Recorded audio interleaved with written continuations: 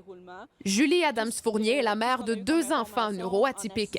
Près d'une semaine avant le retour en classe, aucun détail ne lui a été donné quant à la manière dont ses enfants seront intégrés à cette nouvelle réalité.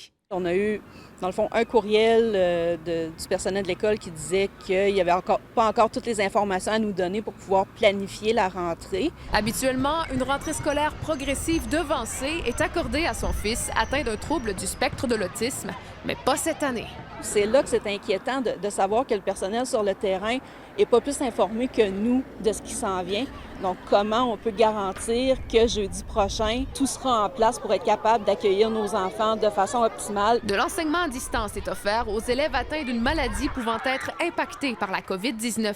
Cependant, la condition de ces enfants n'est pas considérée par ce programme. Si on parle d'un enfant qui a besoin de stabilité ou qu'on voudrait, dans le fond, privilégier ce type d'enseignement-là pour l'aider dans sa réussite scolaire, ces enfants-là ne se qualifient pas. C'est un travail de collaboration qu'il va falloir faire. Et puis, il faut toujours le faire dans l'optique du bien-être de nos jeunes et de leur développement. L'organisme Autisme Est du Québec salue l'aide financière du gouvernement pour soutenir les enfants en difficulté, mais souligne toutefois un manque d'informations quant à la mise en place du soutien offert. Ce qu'on se pose comme question, c'est quand ça va arriver, ces mesures-là, et de quelle façon ça va être déployé partout au Québec. Il faut vraiment se poser ces questions-là, puis ça serait le fun que les consignes s'adaptent aussi à ces réalités-là. La DEQ offre sa collaboration pour soutenir le milieu scolaire et les parents qui en ressentent le besoin dans l'est de la province.